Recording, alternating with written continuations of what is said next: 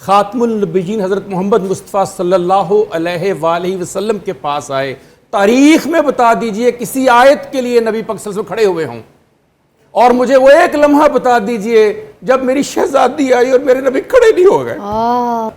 کہ جس طرح فرشتہ آیات لے کر جاتا تھا اسی طرح سے وہ سیب بھی لے کے چلا جاتا۔ جب رسول اللہ صلی اللہ علیہ وآلہ وسلم نے کہا کہ کیا میں یہ سیب کھانا ہے، اس نے کہا یا رسول اللہ یہ آپ کے لیے ہے، آپ کھا لیجئے، یہاں رک جاتا ہوں میں ایک لمحے کے لیے، اور میں آپ سب سے پوچھتا ہوں کہ فرشتے نے اس کو توڑ کر آپ کو کیوں نہیں دے دیا؟ کیوں؟ اس لیے کہ وہ اتنا پرنور تھا کہ اسے فرشتے بھی ہاتھ نہیں لگا سکتے تھے۔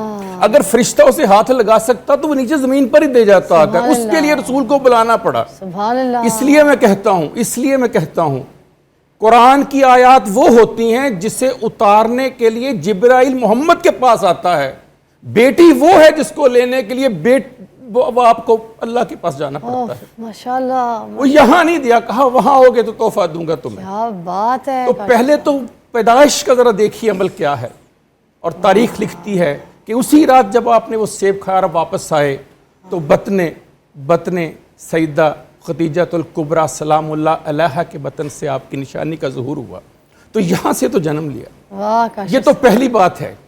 اس سے اگلا سوال بھی کرنے لگا ہوں آپ سے، آپ تو صاحب علم لوگ ہیں، میں تو ایک ان پڑھ طالب علم ہوں، دوسرا سوال بھی میرے ذہن میں پیدا ہوتا ہے۔ کاشف صاحب یہاں پہ رکیے گا ذرا، یہ آج تک میں نے یہ قصہ کبھی نہیں سنا تھا، یہ پہلی مرتبہ سنا ہے، اور سیریسلی سے رونٹے کھڑے ہو گئے ہیں کاشف صاحب، کیا بات ہے۔ دوسری بات فضا، قرآن مجید فرقان حمید میں 6666، کچھ کہتے ہیں 6226، کچھ کہتے ہیں 6636، کوئی کہتے ہیں 6236۔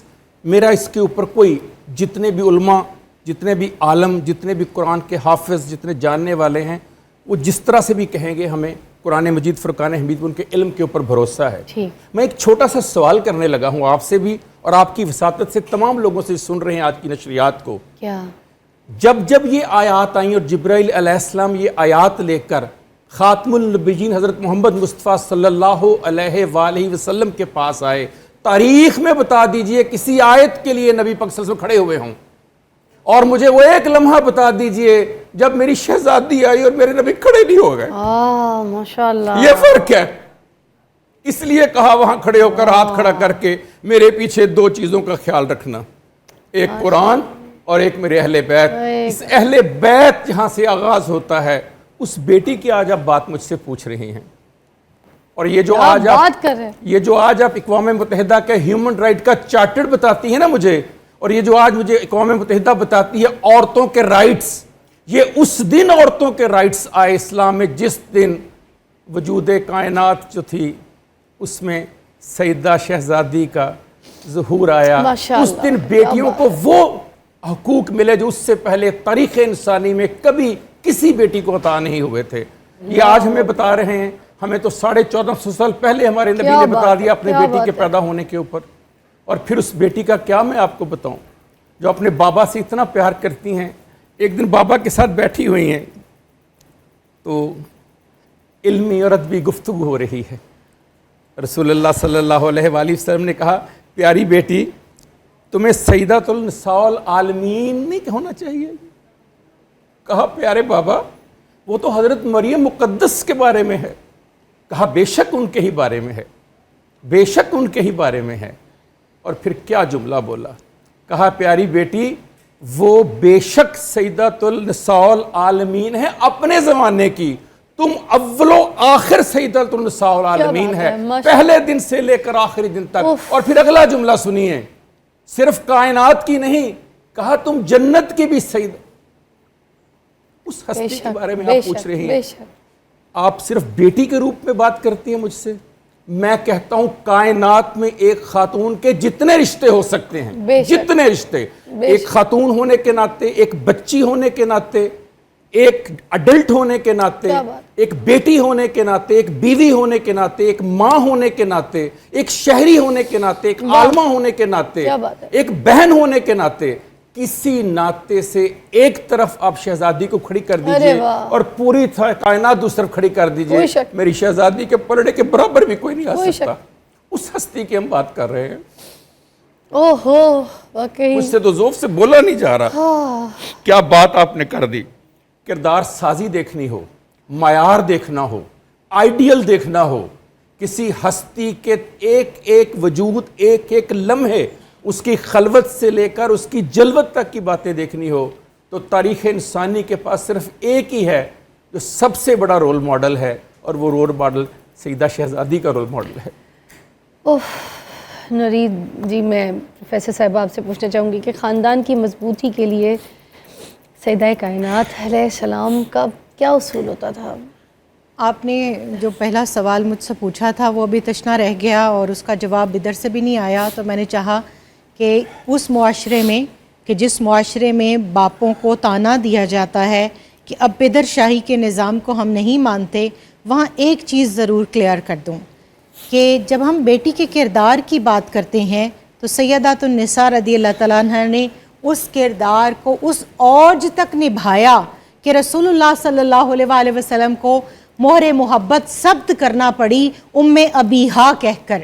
ام ابیہا کا مطلب ہوتا ہے باپ کی ماں.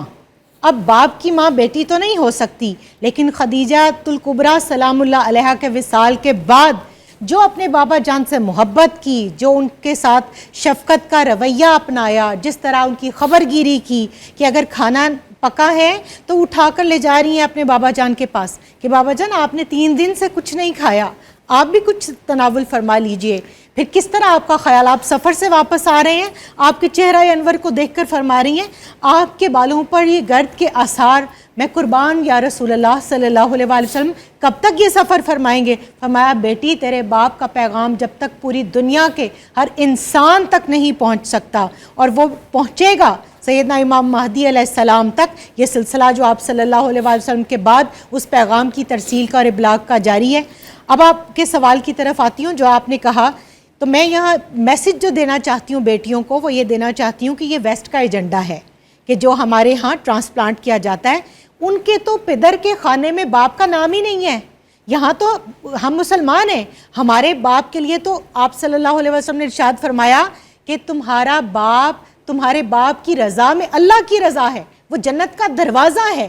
تو جو ویسٹ نے ایجنڈا یہاں ٹرانسپلانٹ کیا, ہمیں اس کے پیچھے نہیں چلنا, ہمیں سیدہ کائنات کے نقش قدم پر چلنا ہے, اور ہر بیٹی اپنے آپ کو اس سطح تک لے کر جائے کہ اس کا باپ خوش ہو کر اس کو کہے کہ واقعی تم سیدہ کائنات کی کنیز ہو, اور تم نے ام ابیہا کا وہ عکس نظر آ رہا ہے کہ جو ان کے اندر تھا. اب آئیے آپ کے اگلے سوال کی طرف کہ جو ایک خاتون خانہ, ایک زوجہ, ایک بیوی, ایک گھر گھرستی والی خاتون, تو میں قربان جاؤں اپنی سیدہ کے کہ گھر کی شادی ہوئی تو گھر کے اندر کی ڈومین ساری آپ صلی اللہ علیہ وآلہ وسلم نے سیدہ کائنات کو عطا کی, اور اس کے اندر آپ کی خوش دامن آپ کی ساس بھی شامل ہیں.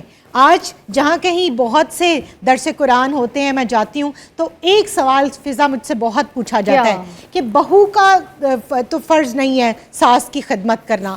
تو میں ان کو یہ بات کہتی ہوں, ہاں قرآن میں نہیں آیا, لیکن حدیث پاک کے اندر آپ صلی اللہ علیہ وآلہ وسلم نے 3 لوگوں کو باپ اور 3 کو ماں کے درجے میں رکھا.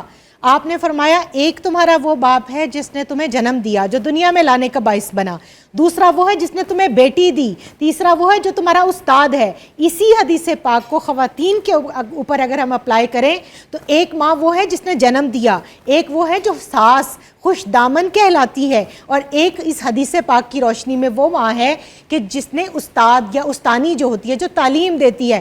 اب اس سے بھی آگے آئیے, آپ صلی اللہ علیہ وسلم نے فرمایا بڑا بھائی باپ کے درجے میں ہے, چچا باپ کے درجے میں ہے. آپ نے تو محبتوں کے کینوس کو اتنا وسیع کر دیا, تو کیوں نہیں دیکھتے کاشانہ رسول اللہ صلی اللہ علیہ وآلہ وسلم میں. یہ بات چھیڑی ہے تو میں تو پھر جو معاشرے کی آج کل جو بات چلتی ہے, جو دیکھنے کو ملتی ہیں سوشل میڈیا پہ جو ریلز ہوتی ہیں, میں چاہوں گی اس چیز کو بھی میں یہاں پہ ڈسکس کروں تاکہ آپ اس پہلو کو کلیئر کریں, کیونکہ the professor you know everything, آپ نے اس کو ڈیپ ڈاؤن پڑھا ہے.